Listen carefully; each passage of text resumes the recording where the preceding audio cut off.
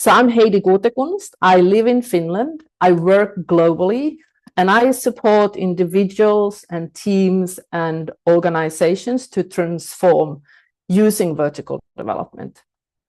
I have about 10 years experience in doing this. And before that, I was actually leading a transformation myself as chief executive. And we started 10 years ago with vertical development, and I've had the chance to really learn with people who've done this for 30, 40 years. So way before the 4 or 5 years when this has become a little bit of a hype. So I've had a chance to actually be colleagues with Bill Talbot, who is one of the big researchers in this field.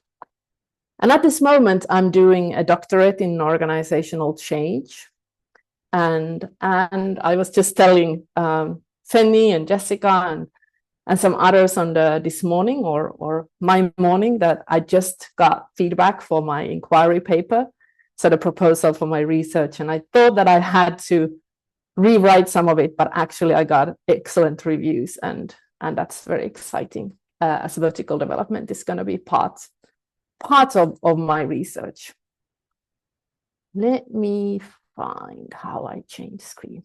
So what are we going to do today? We're going to start by looking at, well, how does today's business world really look? And especially after the pandemic, when I think vertical development got like an upswing, because suddenly it really made sense what us consultants had been saying for many, many years, that we don't really know what the future has and brings with it. Then we dive a little bit into vertical development. We're going to look at the action logics, so the 7 transformations of leadership. You're going to have a chance to talk to each other. And then we're going to move into looking at shifting horizons, which is one approach to doing this. I'm also going to share a case with a bank, with a 70,000 people bank, where I've been supporting with vertical development using shifting horizons to transform a journey to cloud team of 150 people. And then we're going to look at action inquiry just a little bit, not so much today, which is as a way of approach, one of the really scientifically proved ways to actually develop in vertically. But before we go started, I'd like for us to not be a passive thing where I'm speaking and you're just listening and taking everything that I'm saying, not that you necessarily do that anyway. But I'd invite you to really listen to yourself during this whole session. So I'd invite you to listen to what are your thoughts as I'm speaking. You're getting some input. What are your reactions? So you might have some body reaction that we often just leave aside. And what are the feelings that you're having? So much of our business and what we do, all the meetings, and we have so many meetings today, really are impacted by what is happening with us. And we often just don't think about that, but just focus on the business. So today I'm inviting you to really notice what are your thoughts, what are your feelings, and what are your reactions overall, and also in your body as you listen to my version of vertical development. So let's start with today's business environment, and this is something people often say about the business environment, of it being VUCA, volatile, uncertain, complex, and ambiguous. And it's a term that the US Army brought sometimes in the 90s about looking at how does the future look like. It's going to be fast changes. It's going to be lots of uncertainty. It's going to be going up and down. And I think that like the pandemic actually really showed that this is what is going on. I did have people before the pandemic who said, oh, I believe at the future. I believe I know exactly what's going to happen in the future. And I think that illusion was really drawn away from those of us who actually brought that we can control the future.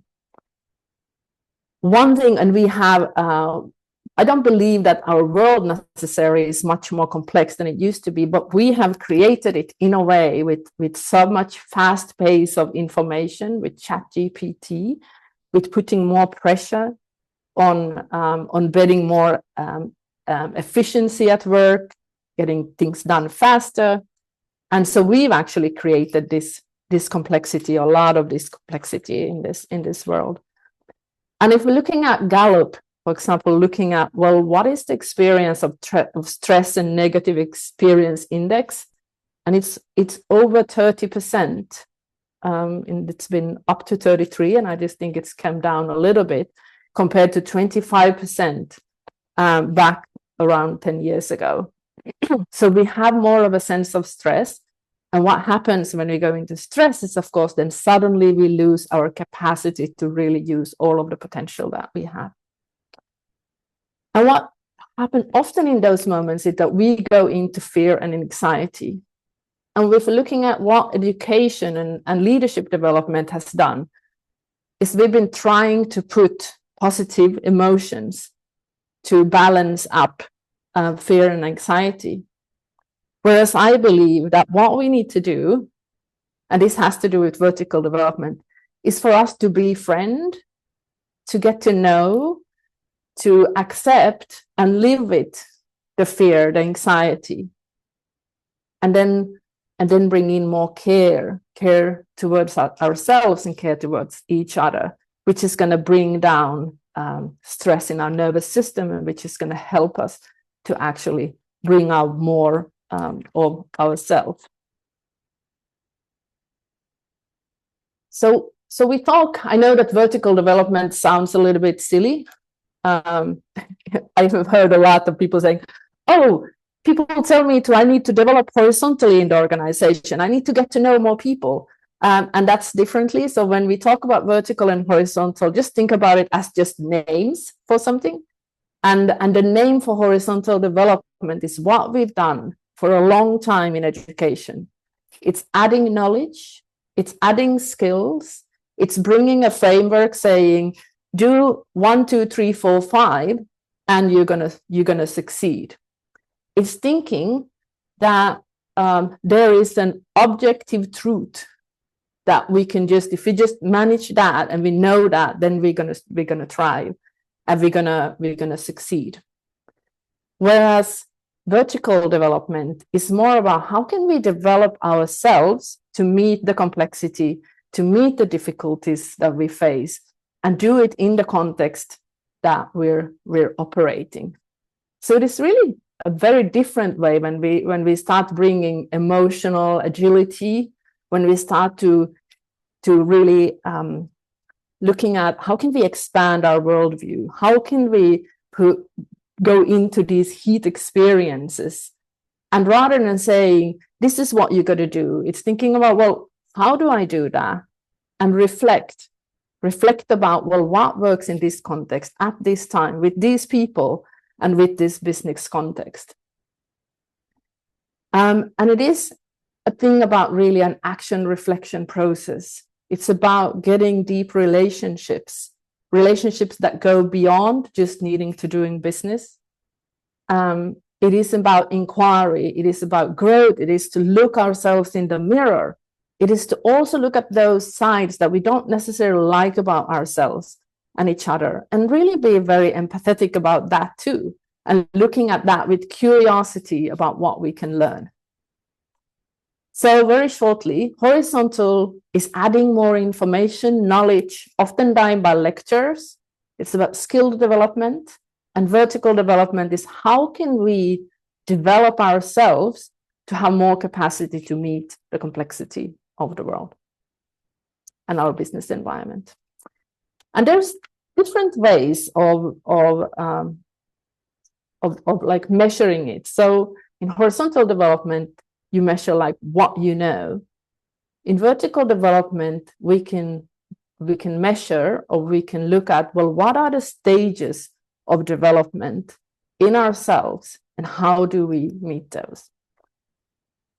And if you want to look up a really good article, it's already a pretty old article. It's called 7 Transformations of Leadership. an HBR article written by Bill Talbot, and it shares about how we can develop in our adulthood. We can develop our action logic in our adulthood. And our action logic defines how we interpret the world, how we construct our thought, and how that construction of the thought brings us into action. And each of these action logic, it is like we develop when we were children. We can develop to add more complexity and be able to deal with more complexity. I want to already say that one action logic isn't better than another action logic. Just as an 8-year-old is not better than a 3-year-old, even though the 8-year-old can do more complex tasks. So there's not a better or a worse, but there is every action logics, and going into every action logics brings with it more capability to operate with complexity, doing change and transformation.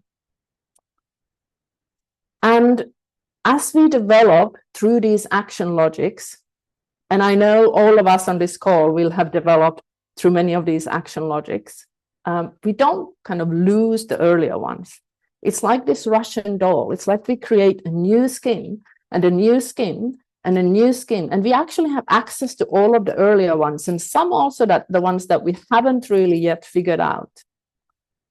And I'm going to go through some of these action logics quite quickly, just so you get an idea. And here, as I do, I invite you to think about yourself in a moment, maybe even today, that you might have operated from this action logic. And maybe you haven't from these very earlier ones, but I guess I know you will have from some. So if we start with the self-protective or opportunist, it's also called opportunist action logic. It's when we normally are still in our childhood, maybe under 10 even, to after a little bit of 10. And it's all about me. Everything is about me. The focus is on me. It is about what I want. And if someone gives me feedback, they're attacking me. It's very self-oriented, short-term winning, jumping on the opportunity, even when it means that that's not good for other people. But very few adults operate from this action logic. Some people, I don't know if any of you do that, but some people drive in traffic and think that everybody else are idiots. And that would be operating from opportunist action logic, think it's just about me. Then the next action logic is diplomat action logic. And that's when often we move into teenage years. And then suddenly it's more important to be part of a group than to get what I want and what I need. So it's about conforming, it's about belonging, and you don't want to rock the boat if in any case. If leaders have this action logic, especially people in executive roles, it can be very difficult, because if a person always agrees with the person who was last in the room, it will fluctuate. So the opinions will always fluctuate. These two are quite rare action logics as for a way of mostly operating out of this. But here we come to an action logic that I'm sure all of us on the call operate from on a weekly basis, I'd say. And that's the expert action logic, which is one of the so-called conventional action logics. It's about really like learning a craft of something, learning to know about something, being rational and having logic and data, and getting a sense of authority from skills and knowledge. And feedback is invited, but only if I know that that person who's giving me feedback knows more than me or has a place in the hierarchy that is higher. So it's about right, it's about wrong, it's about black, and it's about white. It's about finding the right answer, the truth to something. And when we operate from expert, that's when we often tend to operate alone, and it can be hard to do teamwork. And the confidence, it can feel really confident because I know how to do something. Every organization will need people to operate from this action logic, because no organization will be able to operate without having experts. There are some things that are right and there are some things that are wrong. There is a difference, though, if we operate from that action logic because we choose to, and there's a difference if we operate because we have no other choice in the moment. So we don't have access to a later action logic. The next action logic is the achiever action logic. And I think this is the action logic. It's probably the biggest group along with redefining. It's something that I often see in organizations being the ideal leader in the conventional world. So it's about goals and targets and maybe OKRs and KPIs. It can be any target. It can also be a target to do yoga every day. It doesn't need to be organizational target. And if the expert really looked at efficiency, how can I do it faster? The achievers start looking at effectiveness. Well, how do I organize this and prioritize so we can do things faster and better together? And from the achiever action logic, when you operate and anyone operates from the achiever action logic, it's often valuing teamwork. So it's like, if we bring all of these people together, we can faster get somewhere. In the achiever action logic, it tends to be a struggle with time, not knowing how to have enough time and what to do with time overall. And there is often a really search for learning. And then we have the redefining action logic. This is when we move out of the conventional world, where achievements are still important, but there's a question about which ones and do they make sense? And there starts to be a lot more toleration for different kind of people collaborating together, that people think differently, and actually having a new perspective brings value because we might be able to see things more widely. So there's a thinking outside of the box. There's a starting and an exploration about who am I and what is the story I want to write about myself? How do I create myself rather than what the world was telling me I should be? So there's a sense of that individuality and seeing that it's me and then it's the others. And how do I operate with all of this? And here, when we look at power, people start to, if there is a thought of unilateral power before, looking at what is power. Power means that there's power over. I have more power than someone else. Here in the redefining, when we think and operate from the redefining action logics, then we start looking at shared power. How can we share power? How can we do things together? How can we make decisions together? And just a few things before we move to the next. So an action logic is not a personality. It is a stage of human development. So everybody on this call will have moved through some of these action logics. We have a center of gravity, like an action logic that we mostly operate out of, but we do move and operate from each of these action logics throughout the day, not necessarily all of them, but a number of action logics throughout the day. Every later action logic has more capacity to deal with complexity and uncertainty and lead change and transformation. I'm not going through the transforming and alchemical in this one, but I'm almost sure that everybody on this call would have operated from expert, achiever, and redefining in the last month. And so now I'm asking you to think about, well,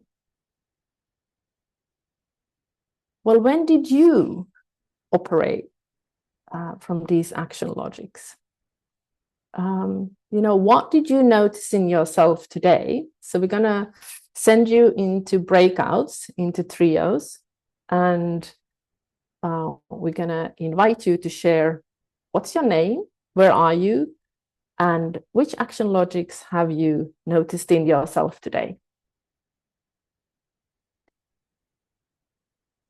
to looking at shifting horizons, which is one gateway into starting to look at these action logics, and that then offers a possibility to start looking at your own vertical development, or a team's vertical development, or an organization's vertical development. And I'm one of the founders and initiators of Shifting Horizons. And I did want to do this because there are measures out there in the world that are sentence completion based, and they are not very accessible when it comes to price and scalability. And I work globally, so it didn't work in all parts of the world as much as I actually really, really love those measures and instruments as well. But we wanted to add into the repertoire something a little bit different, and something in addition to what's already there.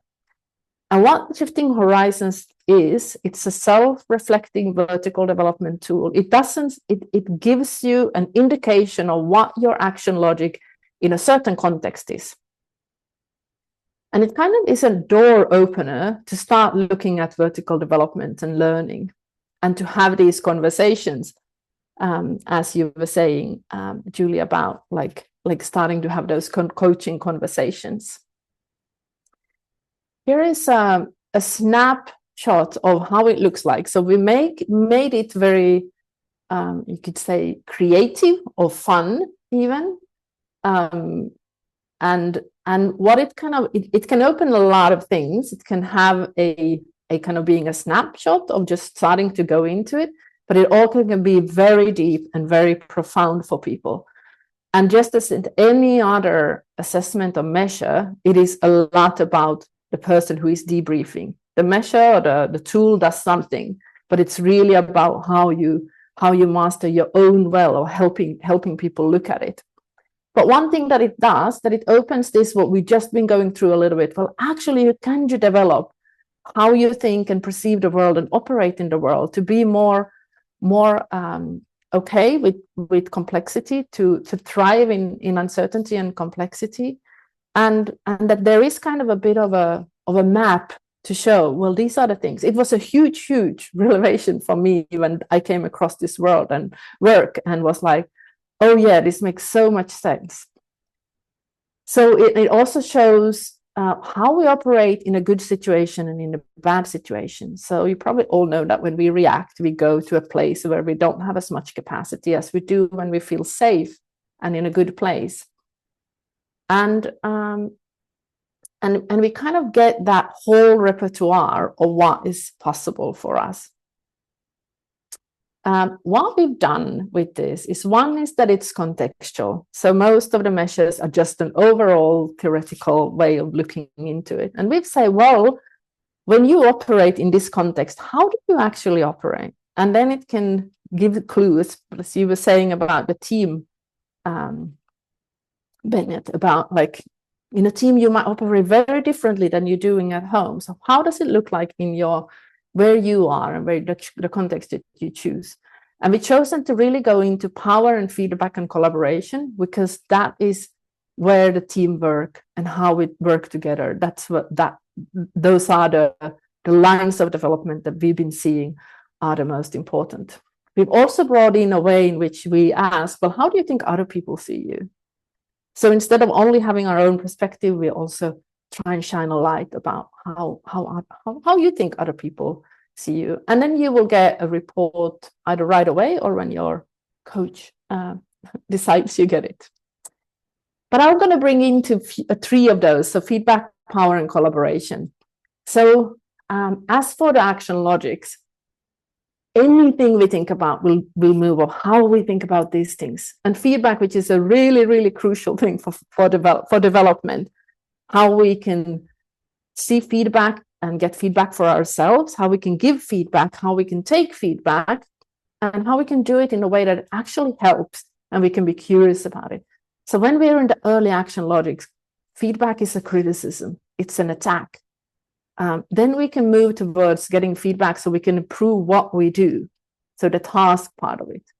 Then when we develop to later action logic, we start to ask for feedback, and we're going to ask both when it comes to task, but also when it comes to thinking and behaviors.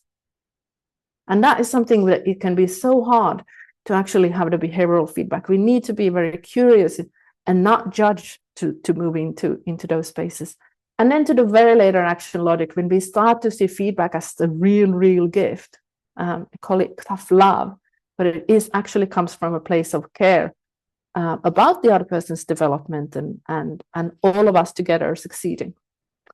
Then power, I mentioned this a bit already, but power, that's how we think about power in the earlier action logic is like one has power and the other doesn't have power. So one is powerful, one is powerless. And you get power maybe based on a hierarchical place and one has more than the other. It's power over. And then we move towards power to use power to get things done, and then to share power.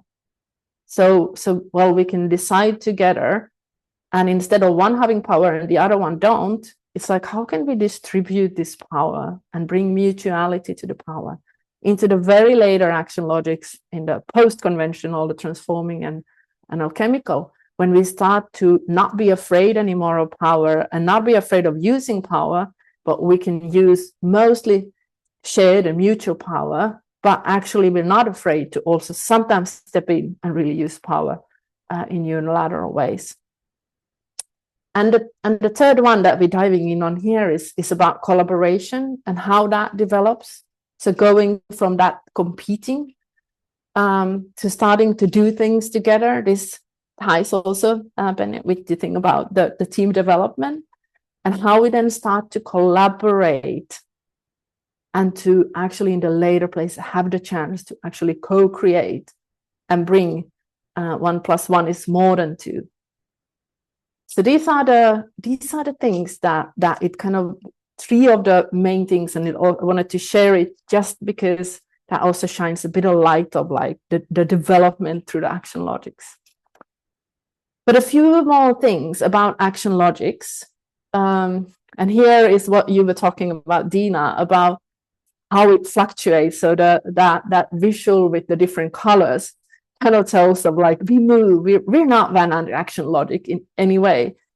We might have a place from which we mostly act out of, like you were saying of Julie, of the client that mostly operated in that meeting from an achiever. But we do have this whole repertoire, and it's through knowing ourselves that we get the value. We want to talk about not lower and higher, but earlier and later, because it's not like someone is higher or better, it's just later in the development. Every action logic has some really great things, and every single one of action logic also have some you could say bad things or some negativity that we need to look at. But the whole point of moving to later action logics and starting to develop more our later action logic matters when and if we're leading change and transformation. That's what Bill Torbert's work really revealed. And I've seen it through so many cases that when the leaders operate from later action logics, you have the consistent capacity to lead change and transformation. So that's where it actually really matters. Just share about the process or the kind of meta framework that we have used, which is called developmental action inquiry, an approach that is also developed by Bill Torbert, my colleague Bill Torbert, and it is the only approach that's statistically confirmed to generate both individual and organizational transformation. Of course, it doesn't mean it's the only one, but it's the only one that actually have the statistical proof, academic proof for this. And in a way, it's very simple, and in a way, it's really hard because it's simple to learn about. As for what it is about, is to notice what is going on in me. What are my thoughts? What are my feelings? What is my intention? How do I actually show up? And where do I place my attention? What is my level of awareness? And a lot of the times we judge ourselves by the intention we have, and we judge other people by how they actually operate. But very seldomly would we operate in the way we intend. There's almost always a gap. And that's where the reflection comes in the me, in the first person. Then there is the thing of looking at, well, what's going on with us in the we space? So what is the power here at play? What are the dynamics happening? What is the quality of the relationships? What is the level of collaboration? How is power used? So what is happening in that space between people where most things happen? Like how many hours a day do you sit in meetings? It's all about bringing people together in a relational space. And then to bring the third person or the it perspective, which is what is the data we have? What is happening in the organizations? What are our objectives? What is the logic? And the whole thing is about bringing all of it, integrating all these things together. So if something is in service of me, of us, and of the business, it's probably a good thing. But it's very seldom that we actually are in a space where we can do reflection and action that has alignment across the three. So this is the approach. And I wanted to share in the last minute just a few practices. Well, all right, we've talked about vertical development for an hour. So what can you do? What can you take away? And it's all about practice. It's all about doing. And here is a few things that you can do. One is just paying attention to what are the assumptions that you're making? How do you use power? What perspectives do you bring into your thinking, into your conversations? How are you asking questions of yourself? So what do you notice in this moment? What do you notice about other people? And then also journaling, reflective writing, where you just start and you just write anything that is going on and what you're thinking. I call it also talking on paper, which is a very transformative practice. So taking any of these and doing it for a week is what I suggest you do, and see where it takes you. Thank you so much for having me, and I wish you all the best for the day and going on forward.